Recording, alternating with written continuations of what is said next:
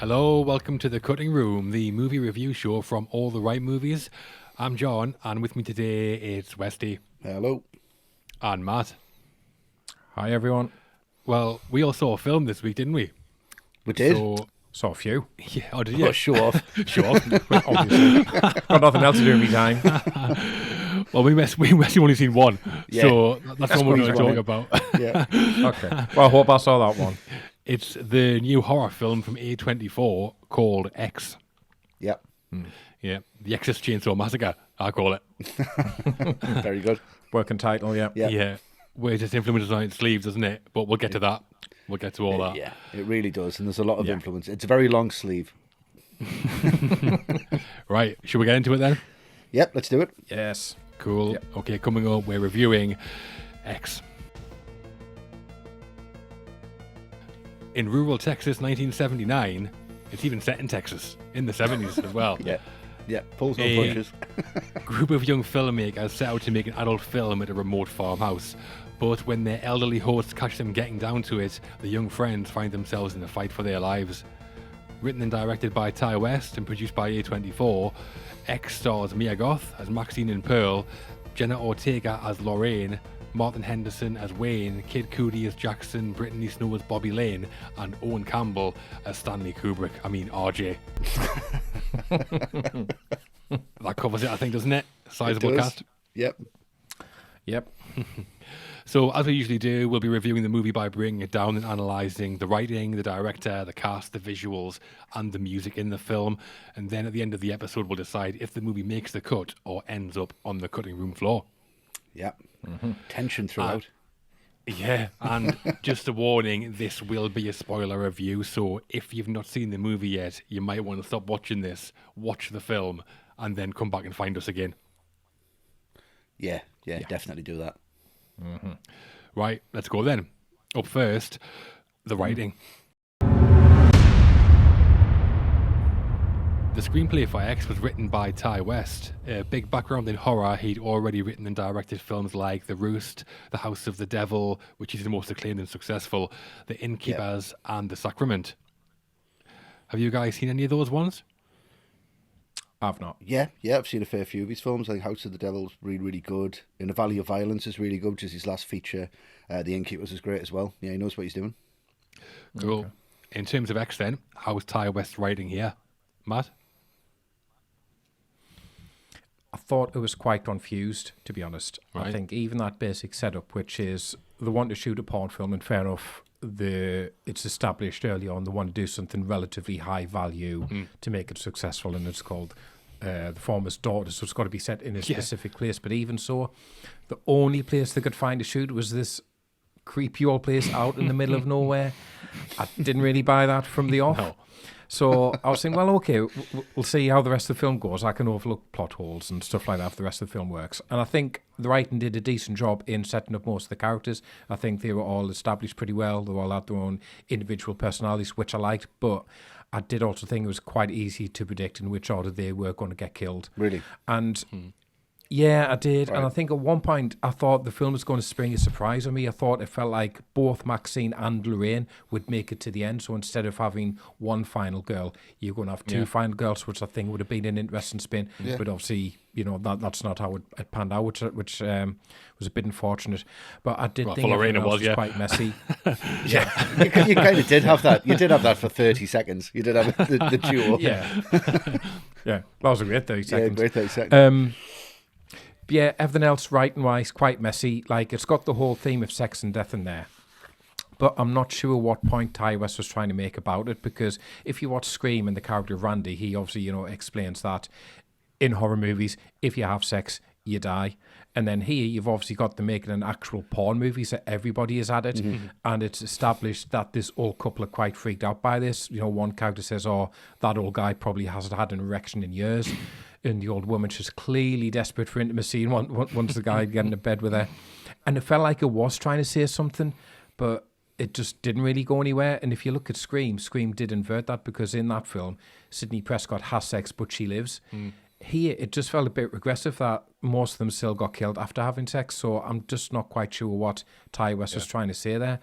But there was one big point during this film for me where I just sat and I thought, what would Jordan Peele have done with this concept? Because if you think about what he did with Get Out, which you saw watching that, you think, okay, Daniel Kaluuya, he's going to meet his girlfriend's parents for the first time, but I bet they're going to be racists and they're going to be like the KKK and want to burn him at the stake, basically. But he flips that on its head entirely and he takes you somewhere completely different, and he does the same with us. This film, I was thinking, okay, so the old people hate the young people because of the youth, because they're still having sex, so that's why they wanted to kill them. But I bet there's going to be some twist. There's going to be something that comes along here, completely blindsides me and takes me somewhere else. But no, it was literally just the old people killing the young people because they're having sex. And that summed up my issues with the writing. I don't think it really know what it wanted to do. And ultimately, it just didn't really go anywhere that interesting for me. Yeah, I'm in a similar place, I think, to you, Matt, to be honest. I saw an interview with Ti West, actually, where he said that modern horror movies were like the porn films of the 70s. This, like, sort of niche culture with a dedicated following. And obviously, he saw the similarities and brought the two together here. I do like that as an idea and as a theme. And I thought you blended them together to an extent. Like you say, Matt, sex is a big theme in the film, and horror movies have been criticised probably since Halloween in 1978 for punishing women for having sex, as in the girls who are sexually active are usually killed off, leaving the final girl. West does invert that here to an extent, because the first people to go aren't the women who have sex, they're the men who don't have sex. RJ, who's a bit of a prude, he's the first to go, so I did like that. But then, like you say, it did become a bit confused, and people just started getting killed seemingly randomly. I like the plot. The structure was very much classic horror format, I think. Classic horror tropes. The first act and a half sets up the characters, puts them into a certain situation, and then around the midpoint, all hell breaks loose. And there's killings left and right. Pretty classic stuff. And I mean, Ti West does know his horror. And I thought he handled that really well. Not exactly original, but I wasn't massively expecting it to be, so I didn't have any big problems with that. The only issue I did really have with the writing, or the biggest issue I had, was around some of the dialogue. I found some of the conversations, especially the ones around character development, to be a bit on the nose. Like the scene at the start in the shop where Maxine and Wayne are talking, and Maxine says, I want to be famous, I want the high life. So, I mean, no subtext there. Just have your characters say exactly what they want. So I didn't really like that very much. And that wasn't the only example. So some of the dialogue, not so great, I thought. But on the whole, I thought it was classic horror writing in terms of hitting the tropes. He did it well. Not massively original, but like I say, my expectations weren't really for that. So I thought the writing was good and solid horror writing for the most part, to be honest. And Westy, what do you think of the writing? Yeah, I mean, I don't know what you guys were expecting, to be honest. This really kind of philosophical, deep, kind of really good dialogue. Really just hiding behind this. Oh, is that what she means? Oh, yeah, man, there's room for this. It's great. It is, and it's as intelligent as a slasher film can be, and I think Ti West knows that. And it kind of pokes fun at itself. It pokes fun at how meta it is. The film that they're trying to make within this film is the film that Ti West is trying to make within the slasher genre, but they're just doing it in the adult film genre. And it just works, and it's, it is a very arty film. It doesn't take itself too seriously, but it knows where it's going. It's really scary when it needs to be. It's really surprising when it needs to be. But yeah, there is holes in the writing, but I kind of feel like that's on purpose, because he's allowed to do that within this genre. You can be lazy in certain elements. Your dialogue has to be lazy in these films. It cannot be philosophical. It cannot be too deep. You could just kind of go, well, why they're saying that, and it takes you somewhere else, and it totally spins it on its head. It's got to stay the course, and I think that's what he does with the writing, and it does stay the course, and it stays it really, really well. I like the dialogue. I like the fact that she's so on the nose with it, and she wants to be Wonder Woman, which leads into that Tarantino rip-off, get me some Wonder Bread Wonder Woman. I think that's just fucking brilliant. You just say, oh yeah, I get that. Oh, look, I feet her on the dashboard. This is a Tarantino movie, isn't it? Yeah, okay. We're moving between all these different kind of ideas and all these different genres that people kind of get now, and subverting it and pushing it together into this funnel of a slasher movie. And the writing is as I would have expected it to be. Yes, there was problems with it. Yes, there was holes in it, but it's so much fun that you kind of ignore that. And this is the best sequel to the Texas Chainsaw Massacre out of all of the sequels to the Texas Chainsaw Massacre. That's true. Yeah. That's not that hard though, is it? I don't think. Well, not at all. Okay, so the writing then, not original maybe, but solid for the most part. Necessary. Westy, massive fan? Necessary. Necessary. Yeah, well, not a massive fan. I mean, it's necessary for the film that it is, yeah. The dialogue, shit, perfect.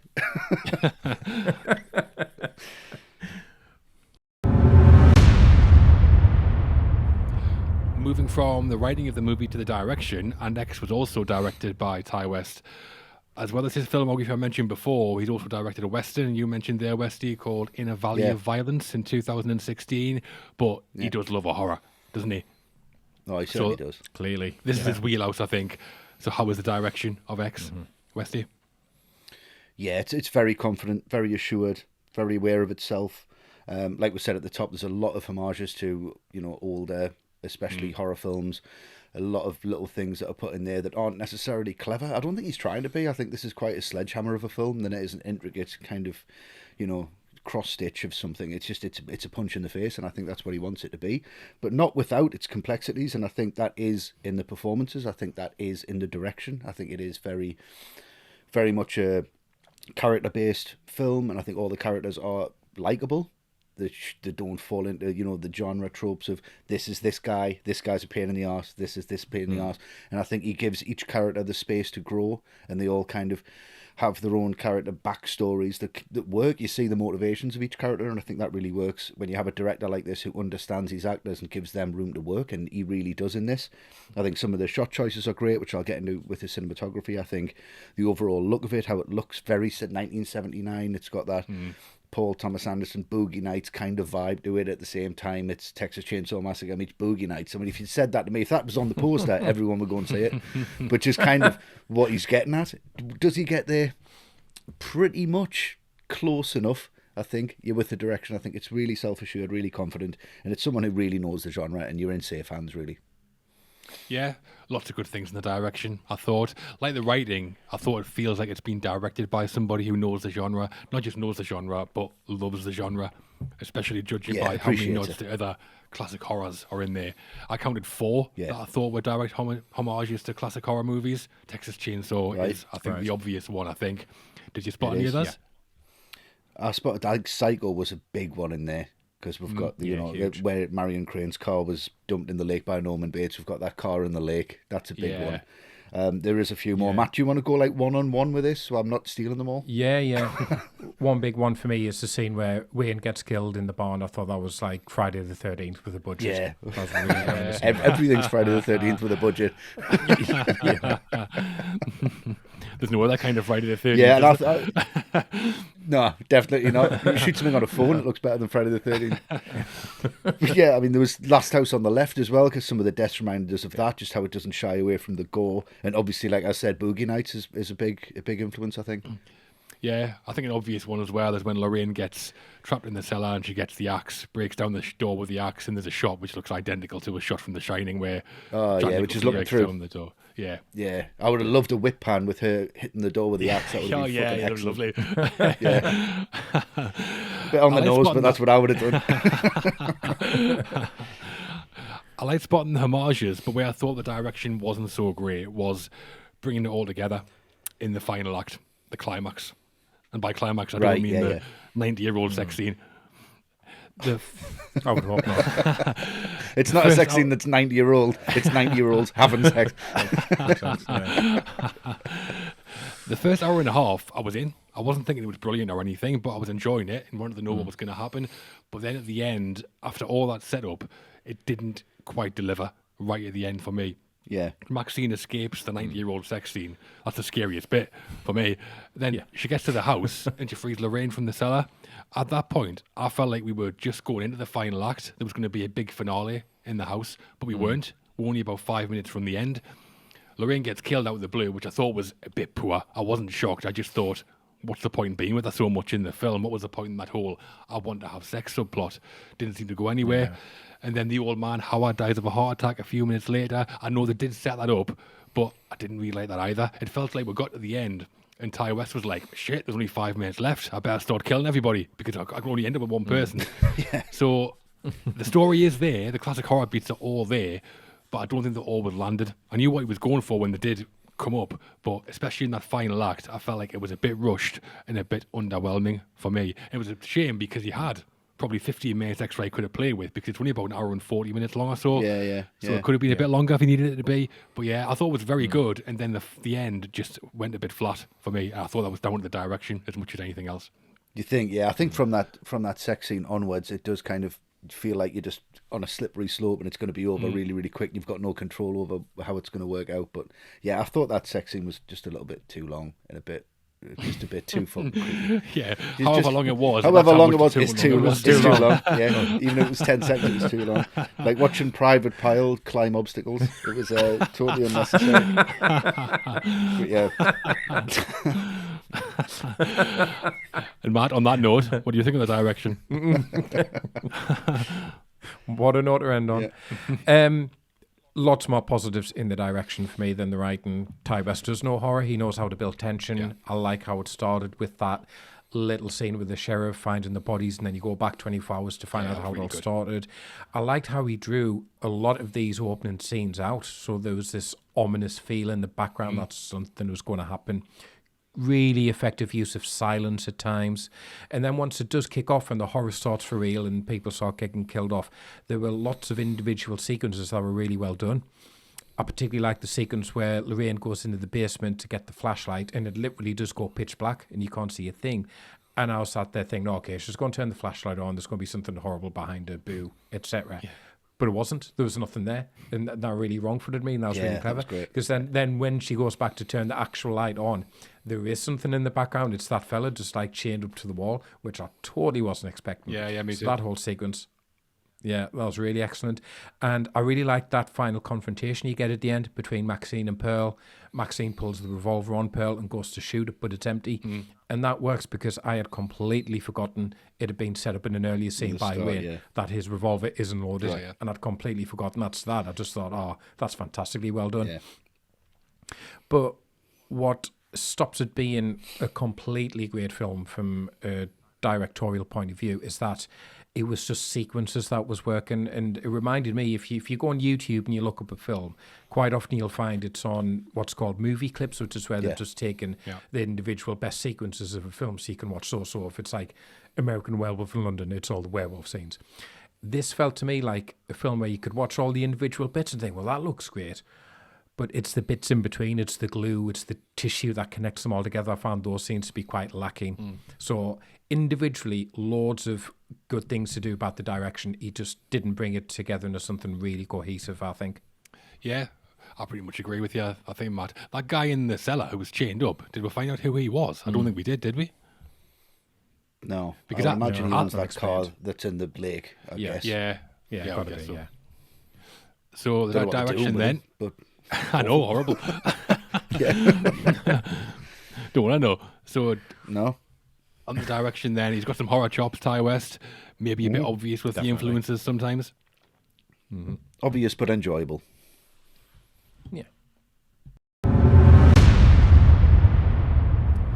Moving on to the main cast of the film, as horror movies often do, the movie features a pretty young cast generally, but some names that we already knew. We're going to talk in detail about the two actresses who get the most screen time, and they are Mia Goth, who plays Maxine and Pearl, and Jenna Ortega, who plays Lorraine. So to start with the main character then, Mia Goth plays Maxine, an adult movie star cocaine addict looking for fame. She finds herself at the centre of the story when her boarding house turns into a house of horrors and ends up becoming the final girl in the film. Mia Goth also plays Pearl, the ancient sex-crazed antagonist of the piece who takes the crew in, but when the film director R.J. Splinter advances, she kills him and two other members of the team as well. So how did Mia Goth do in the dual roles, Westy? I thought she was really, really good, and I didn't realise it was a dual role until the credits came up, and I was like, shit, really? Yeah. Oh, that now makes sense, and it kind of goes up a grade or two in my mind, just thinking that's really fucking great and really intricate to do, and just really nicely played out. I think she was better as Pearl than I think she was as Maxine. I think she enjoyed playing Pearl more than she did Maxine. You can see she gets a bit of a kick out of that. You can see when she's on screen, she's really kind of taking her time with it, and it really works. And she's perfect for a horror film. I mean, if you change her name around, it's I'm a Goth, which is great. So it's like, like really, really dark already. So I love that. So like, no, I thought she was really wonderful, really believable in the character of Maxine, really believable in a real push forward of, you know, this confidence she has. She'll do anything to be famous and she'll do anything to get to the top, but a really strong, level-headed, excellent combination of all of the final girls that we've seen throughout the history of horror cinema, I think, all put into this one performance. And I think she carries it on her shoulders really well, really well. Yeah, she's becoming a bit of a horror icon. Mia Goth, I think. This is her fourth horror movie. Yeah. Most recently, she was in the Suspiria remake in 2018. And here, in the dual roles, I thought she was fantastic. I thought she was the best thing about the film, to be honest. I mean, all the cast are good actors and actresses, but I thought she had something else about her, a bit like star quality, maybe, which gave it a lot of credibility. Line delivery is excellent, even when given some of the not-so-great lines I mentioned before. And I thought she vanished when she was playing the old woman. I wouldn't have known her if it wasn't, if I hadn't been told beforehand. And my problem with Maxine wasn't anything to do with her. It was in the writing of the character. I mean, she's the final girl. Classic trope, obviously. And as a character, I think she could have been a really memorable final girl. I liked her backstory. The daughter of the televangelist ran away to become a porn star, wanted to be famous. The problem for me was her story in the film. I just didn't think she was put through the ringer enough, to be honest. When you look at your classic final girls like Nancy Thompson or Laurie Strode or there's others as well, they go through a lot. Really traumatic events, so when you get to the end, you can almost feel the relief coming off the screen, and it feels like their lives have been changed forever because of the film. Here, I'm not sure what Maxine actually went through. Not that much, I don't think. She wakes up with Pearl in bed next to her, and then's under the bed when Pearl has sex. I'm not saying that's not traumatic, because it definitely would have been. Very traumatic. But she's never actually really in danger herself, apart from right at the end of the film, and she's holding the gun, so she's the one in control of the situation. And to me, I thought that was quite a basic writing error for your final girl. I mean, the end when she's in the car and she's driving away in the car and she's like, praise the Lord. Great line. I know what he's going for, but it just didn't land for me, to be honest. I thought Mia Goth was absolutely brilliant. Loads of potential in the character as well. And the character was good, but not as realised as much as I wanted it to be on the screen, unfortunately. Yeah. You see, from my point of view, I think Ti West is getting her backstory from what you get from the end of the film. He's kind of counting on you and that twist that she is the daughter of this evangelist on the telly. And he's so, you know, this huge kind of outlook that he's got, and there's such a right and wrong, and what a hellish childhood she would have had, or what a hellish upbringing she's got, that she's ran away from it. And now she's in drugs and she's in porn. So you kind of go, she's seen so much already that what she's seeing through this film is a walk in the park. She's just, fuck it. You know, and I think that's what he's dependent on, but he didn't hit that home hard enough, I don't think. Yeah, I love the backstory. Our backstory was brilliant. Absolutely brilliant. I think the backstory was the torture, where it actually should be the film that's the torture itself, to be honest. And Matt, what about you? What do you think of Mia Goth? Loved her. Thought the one bit of the film I had absolutely no issues with whatsoever. Thought she was really, really good. She's got a really unique look to her, I think, and I liked how the character wasn't made up as stereotypical blonde bimbo cheerleader type. Instead, she had that real alternative look to her. She does look like she stepped out of 1970s counterculture. Totally believed that aspect for her, and I think as a character worked really well. She was strong, she was independent, pretty smart. Totally made sense that she was the final girl, made it through to the end. But like Westy, had no idea she was also playing Pearl. And it just adds another layer to like the overall creepiness of the film. Just no idea whatsoever. If anything, it was the guy I was like weirded out by, thinking, is that supposed to be someone I know? And I don't know if that was deliberate by Ti West. It just totally took my attention away from Pearl. Didn't suspect for a minute that was Mia Goth as well. So when you consider that as well, fantastic performance all around. I mean, Howard, to me, was recognisable, and I didn't quite know why, but then I came back and I had a look at what else he'd been in, and Stephen Ure, he was the orc in Return of the King. You know, that little weird-looking orc that you always remember. There's the one with the bent face who, you know, is in the end, but there's that little one, and he kind of looks up as the rock's coming down, that weird kind of... That was him. That was him, exactly the same guy. Right. Oh, wow. Doesn't really need much makeup, looks like an orc naturally, which is a lovely thing to say. But in the nicest possible way, he has a very unique look, and I was like, I recognise him from somewhere. Oh yeah, he's an orc in Lord of the Rings. What? No way you recognise him. We won't give him away. Yeah, you know that twist of, like, if Jonathan Peele had done this, it would have been in Middle Earth. The whole mansion would have turned into a spaceship.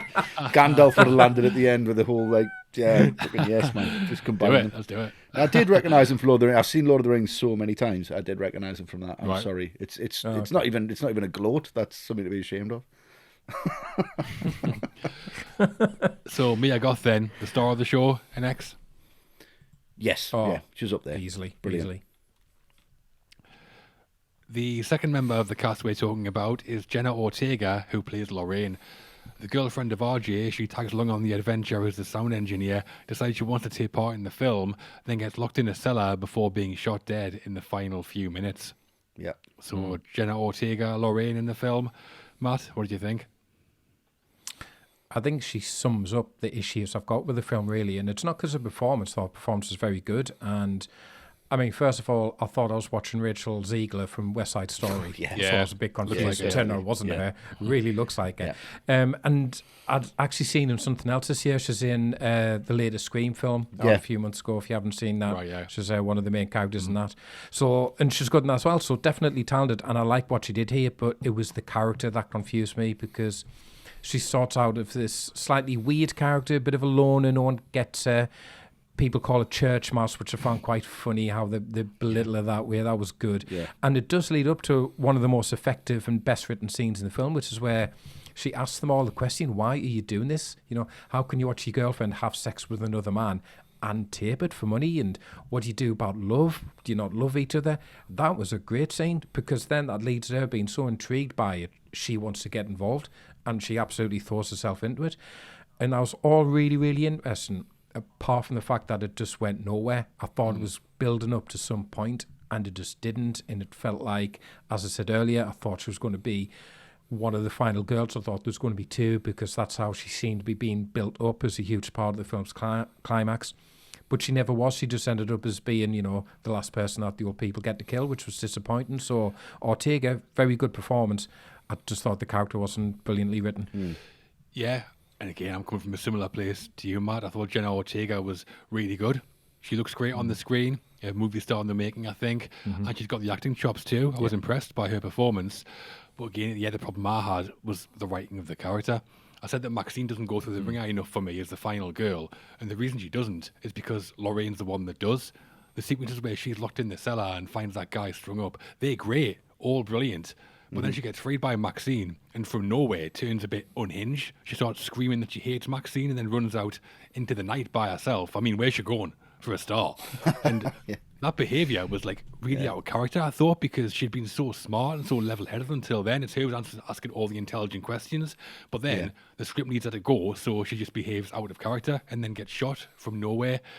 So, to me, the main character should have been a combination of Maxine and Lorraine. Either that, or like you mentioned, Matt, the dual final girls. But it could have been a combination of Maxine and Lorraine, where you have the backstory of Maxine, the preacher's daughter, going out with RJ, gets pulled into making adult film, and then ends up with the story of the both of them, where ends up in the cellar like Lorraine, ends up under the bed like Maxine, has the showdown at the end. And that's your final girl. That's a great final girl, that. But it feels like he's sort of split it into two characters.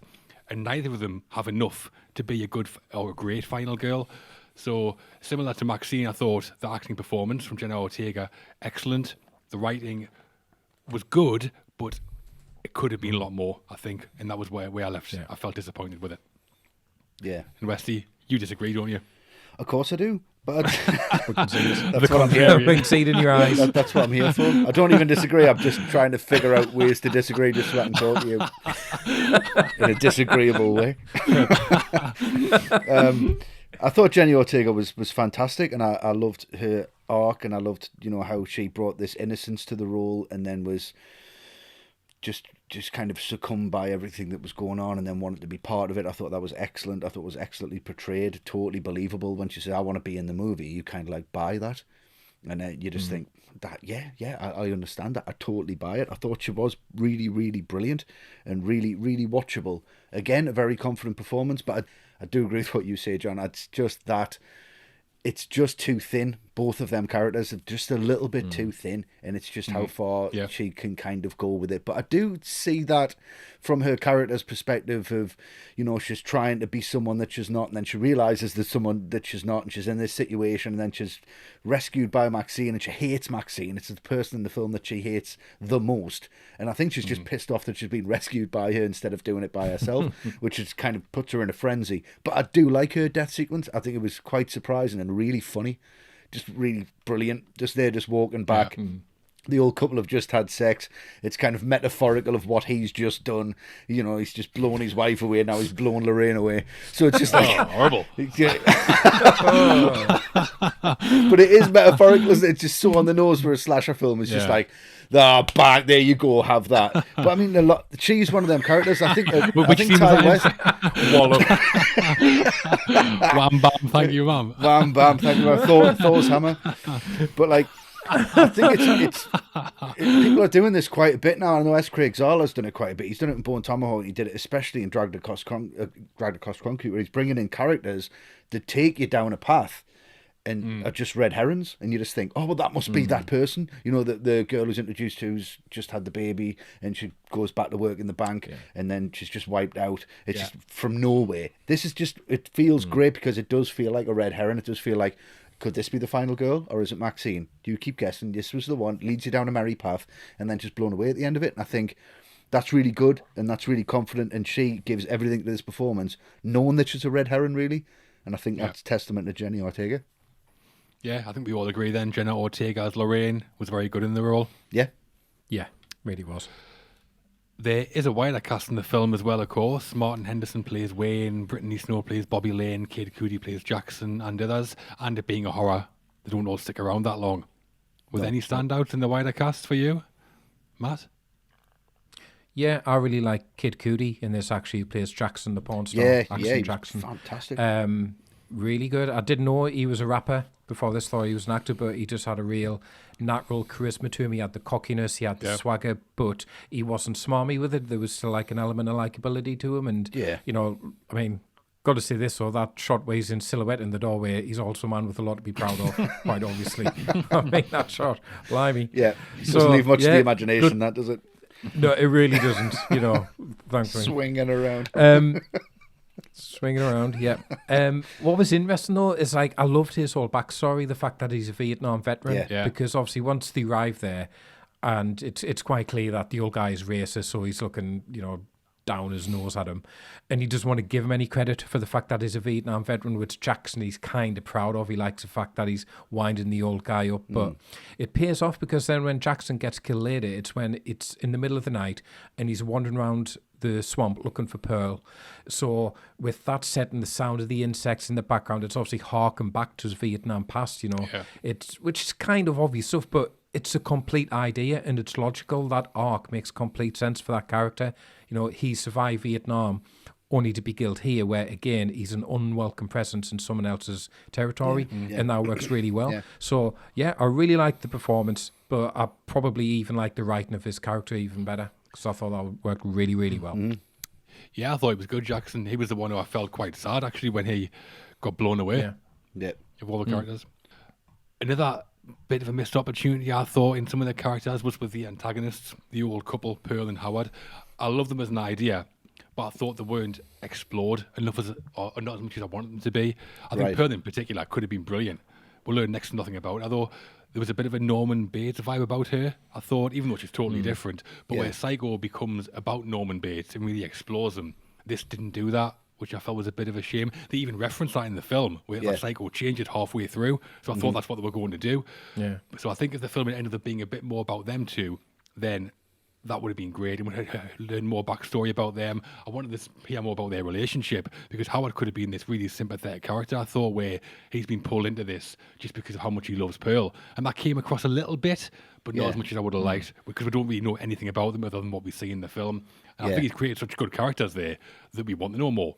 So there's some great ideas in the film all the way through. I just think the execution of them tends to be good rather than great. One of the things that I got that as well, I got that whole Psycho reference, and it changes halfway through, and I was thinking about, who am I looking at here? I'm looking at these guys making this movie. Maybe I should be focused on the older couple. Maybe there's going to be something interesting. And I actually thought, because if it was prosthetics that were put on, I thought, well, maybe she's younger, and she's the whole lemonade sequence. Do you know what, when we're both sat opposite each other, I thought, well, there's something here that's like our secret. What's the secret? What's going on? Why is this so important? Why is this so drawn out? Why is she just downing it and then leaving? And then I thought, well, what if Pearl was actually a younger person and had like put this on as like an act, and Howard doesn't know? And she's like impersonating somebody else. She's impersonating her grandma who's died, and then she's his actual granddaughter or something. And she's gonna trying to entice him in to have sex with her, and then he has a heart attack, and then she owns the farm or something. Like some kind of like real like weird, like disgusting twist that might be in there, just really make the character like far out. I think the Norman Bates thing, impersonating his mother, it was just, I thought it was an impersonation of something, and just this kind of lemonade scene when he comes back in and sees the glass.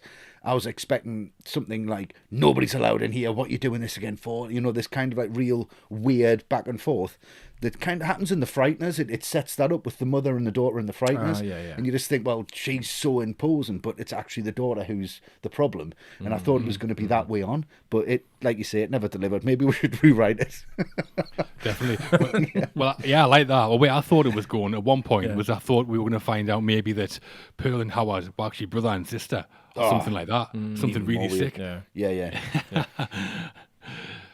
So, some great ideas in the film. The execution of them not always fantastic, I thought. But Westy, what about you? Any other characters in there that you liked? Yeah, I like RJ. I thought he was good. I thought because, you know, he's very similar to my outlook on things. If you're going to do something, do it well, no matter what it is. If you're going to do something, based on you, I think, isn't he? Yeah, he is based on me. Yeah, he only likes really well lit pornography, so we're very similar. But no, he's one of them characters where you get it, and he's supposed to be like the annoying guy, and I don't think he is. Like, I really feel for him. He just wants to make something no matter what it is, and he's got this real drive. And Owen Campbell, who plays him, is really, really good. And I like that he was the first one out of there, and I think his death sequence is really good and really well played out and really well lit.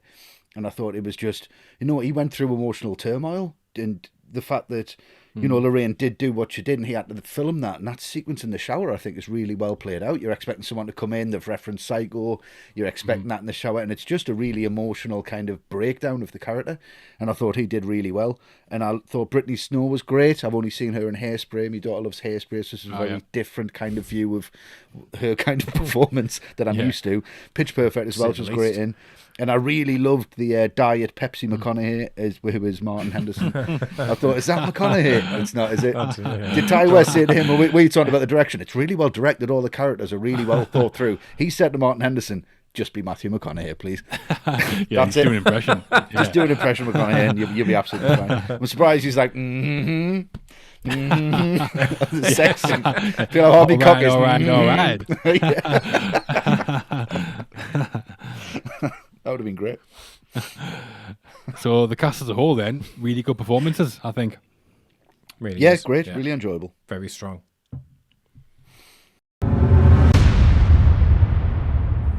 Onto the visuals now, and how a film looks can encompass cinematography, design work, and visual effects. So from those viewpoints, how does X look? Westy? I think X looks really, really good. I think Ti West is very, very good at doing them pastiche of, you know, cinema that has been before, especially kind of the VHS era, that kind of 80s, 70s kind of look. He did it brilliantly with House of the Devil. I mean, if you haven't seen that, just watch the opening credits and say you don't want to watch any more of that film. It's beautifully done. I don't know if they brought it out on a special edition VHS. They might have done, just to kind of keep in that type of vibe.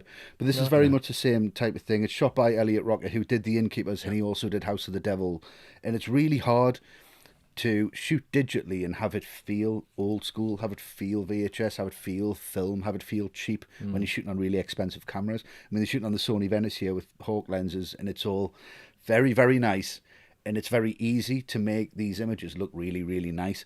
And they do it really well, but at the same time, they're not scared of kind of downgrading it a little bit to give it that authenticity. It's not as dirty as Texas Chainsaw Massacre. It's definitely more polished around the edges. They're not going back and being auteurs about it. And Ti West, I'm going to shoot the whole thing on 16mm. Yeah, you know, he's not looking for that kind of aesthetic. The aesthetic that he gets from it is a beautiful aesthetic that is a callback to how it used to look, but it's like, you know, it's a new retro, it's a new vibe, it's a new kind of film, and it looks really good. There's some shots that are real standouts. There's the wide angle in the van where you see everybody together. Yeah, the only thing that Texas Chainsaw was missing really was that really wide angle where you see them all part of a unit, and I thought that really worked. The drone shot was fantastic. And you see the alligator coming, even when she was just in the lake, and you see the jetty on the side slightly. I thought that was fantastic. Really, really nice shot.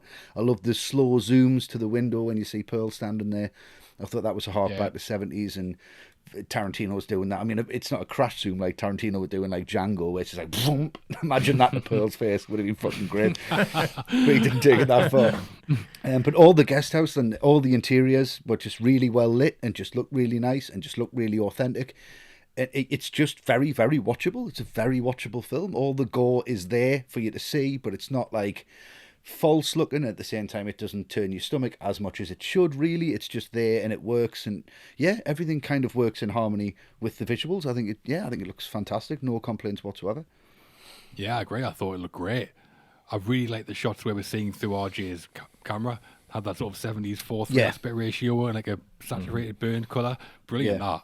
Gave everything a real authenticity. Felt like constantly hearing the film as well when that's there. It's like, we get it. Loved it. Yeah. I know. And there were some great shots. The overhead shot, the drone shot in the lake you mentioned there, Westy, is stunning. Yeah. And there was this theme I noticed as well where they kept cutting quickly between two images back and forth.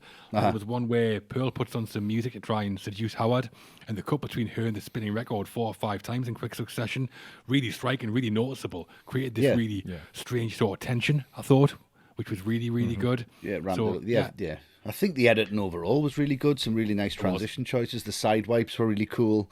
It shouldn't really work. It's not Star Wars, you know what I mean? But it works.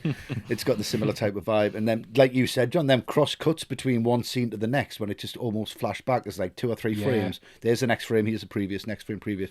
It's really offsetting. And I think, the editing's fantastic.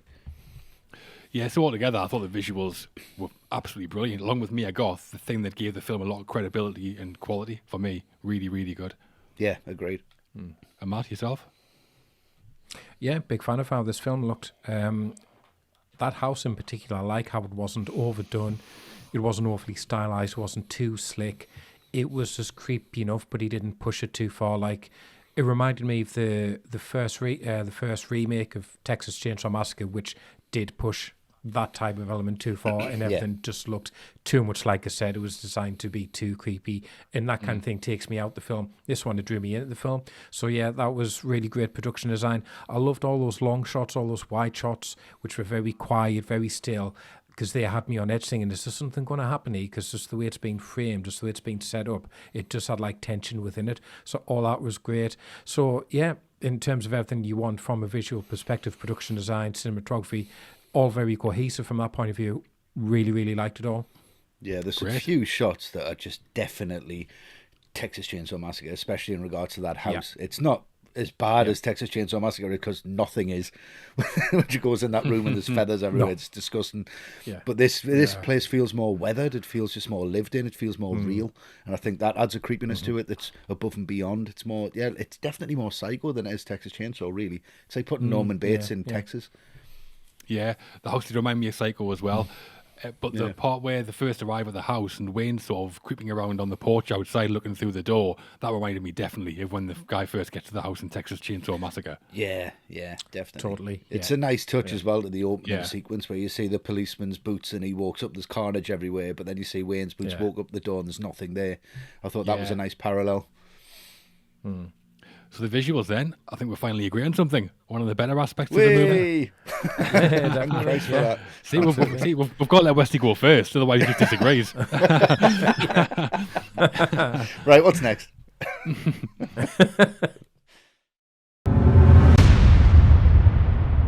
Music plays a big part in any movie, and horrors, maybe in particular, need the right music to set the right tone. The music on X was composed by Tyler Bates and Chelsea Wolfe, and there's a number of classic pop and rock songs in there too. Tyler Bates has written music for films like Dawn of the Dead, 300, Sucker Punch, the Halloween remakes, and the John Wick series.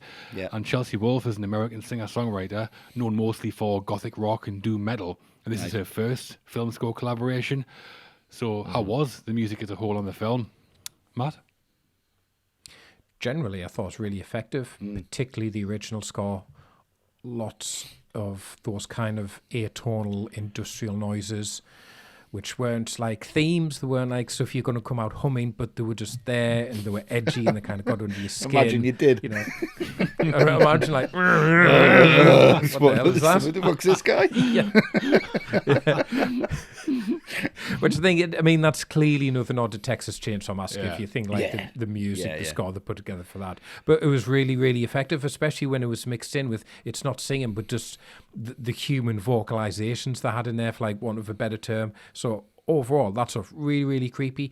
I was less of a fan of the songs though. I thought, in particular, when it started off with In the Summertime by Mungo Jerry, which, you know, good song, but I've just seen so many horror films now that kick off with a big upbeat pop number to contrast with what's going to come. It's like, okay, I get it. It's not bad. It's just I've seen it before that it doesn't have the effect on me so much anymore. And what else was in there? You had Act Naturally in there, not Ringo's version, unfortunately. Obviously, Imagine.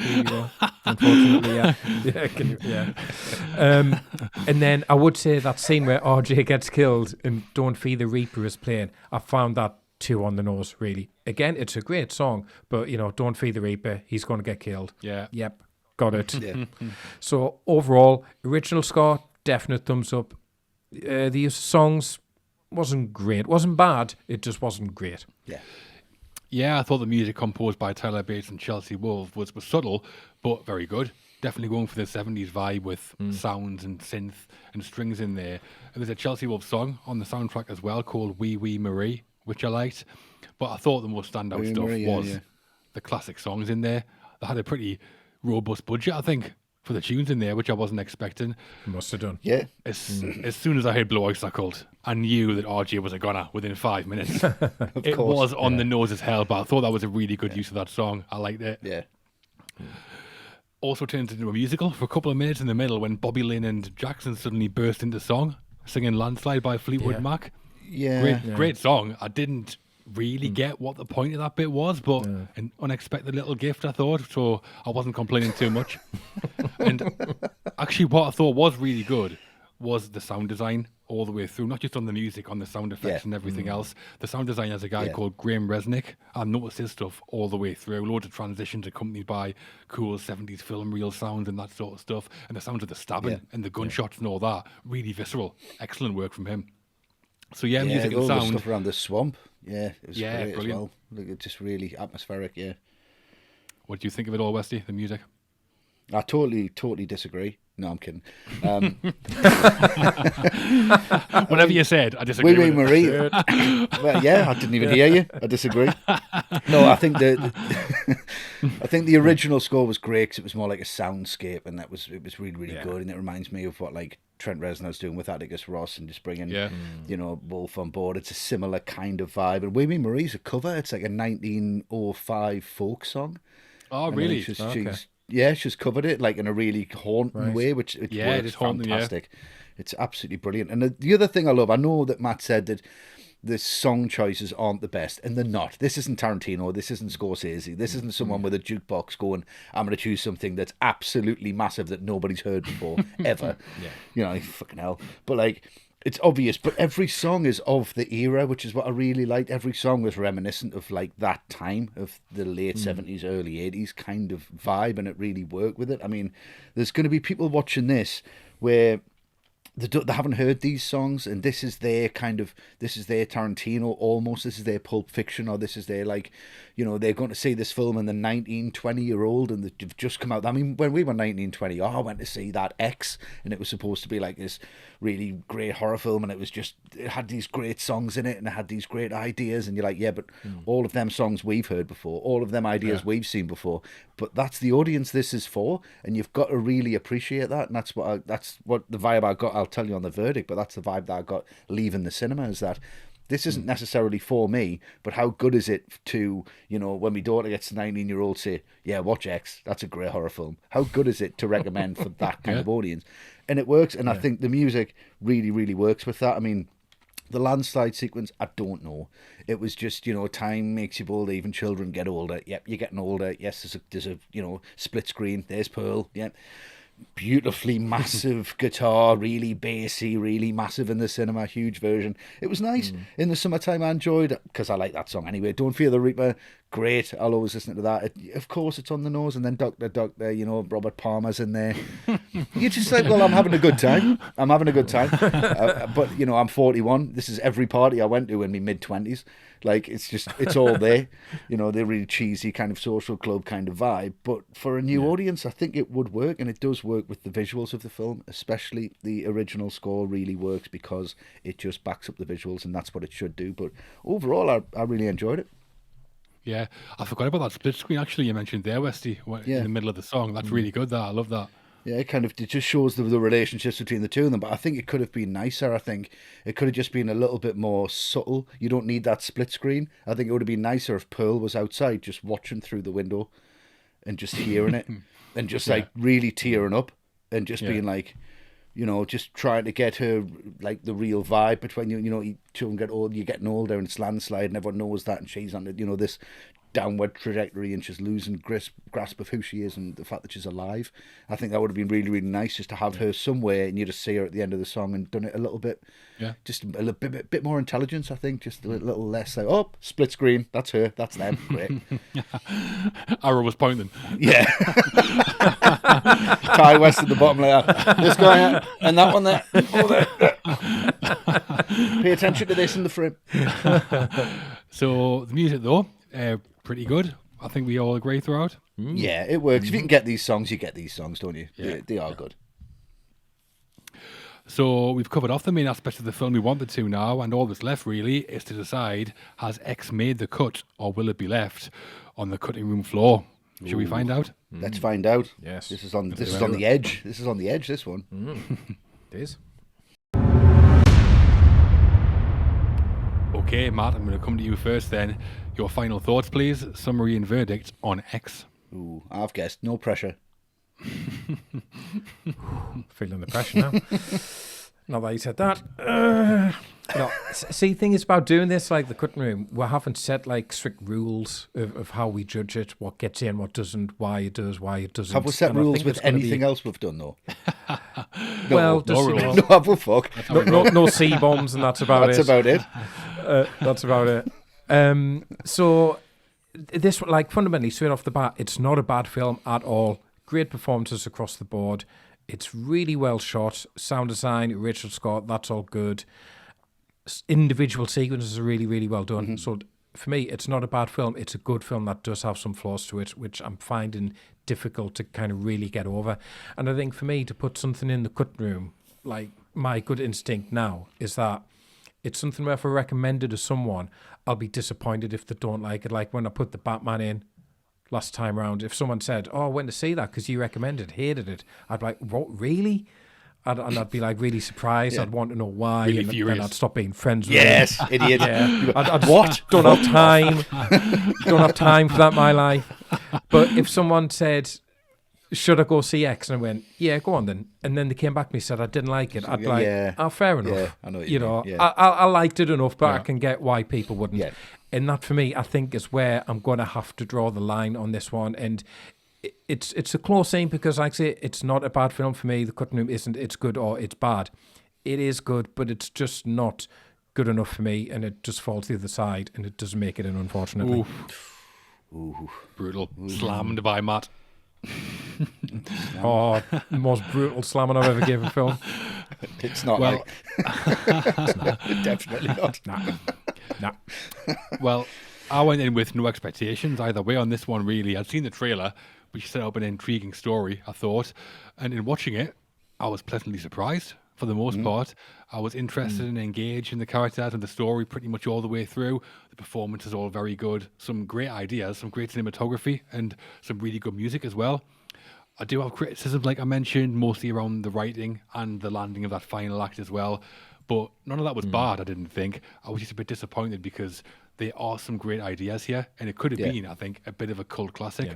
I think Pearl was good, but she could have been brilliant. Maxine was good, but could have been brilliant. The themes explored are good, could have been really great. That said, I do think horror fans will love it, because it does everything horror fans want, yeah, I think. yeah. And it might still become a cult classic, to be fair. So, for those reasons, X has comfortably made the cut for me. Nice. Nice. 1-1.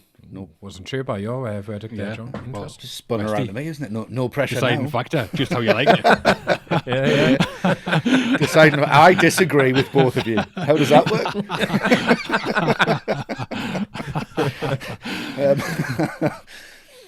Yeah, I mean, for me, it's just got the right amount of self-awareness. It's not perfect. It's not a masterpiece, but it's a really enjoyable film. It knows what it wants to do. It's entertaining for an hour and 45 minutes. It's a good Friday night first date film.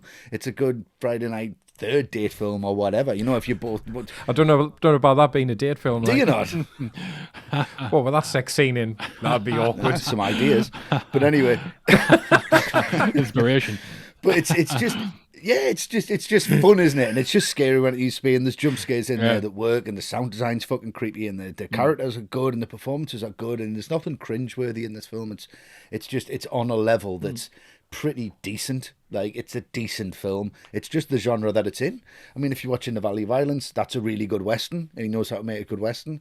He knows how to make a good, homage back to the Haunted House thriller with The House of the Devil, and he knows how to do a slasher film, and that's what he's doing. Yeah. And he's working within the constraints of the genre and not trying to make it anything that it isn't, because he appreciates the genre for what it is. And like you said, John, horror fans will appreciate that. And newcomers to the genre of the slasher film, the new Scream film, this one, ignore Halloween, ignore... the Halloween remakes. Sorry, don't ignore Halloween ever.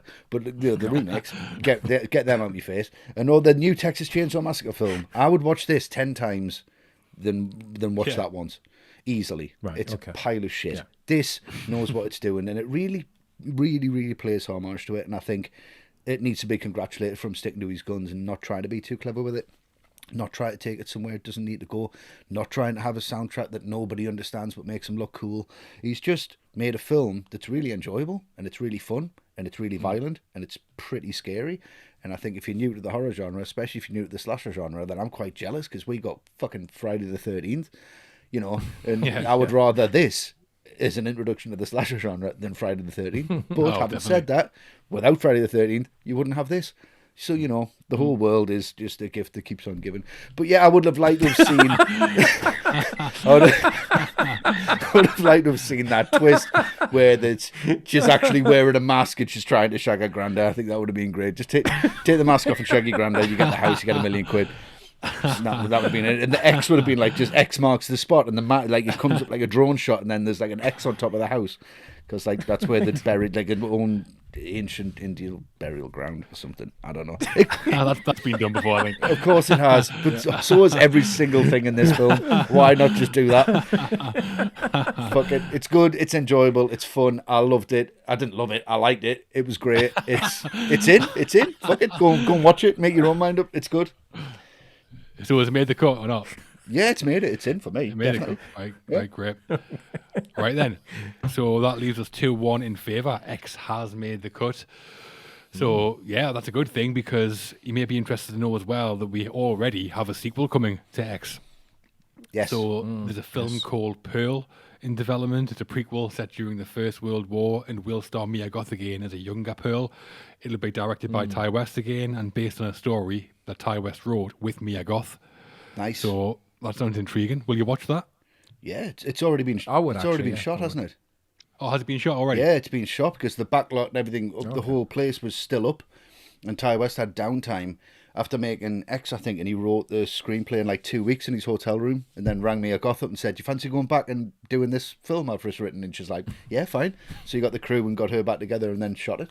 So if you thought this one was a bit fast-paced and a bit rushed, then I don't know what Pearl's going to be like. It might be her just sitting making lemonade for an hour and a half. I don't know. Let's see what happens. Yeah.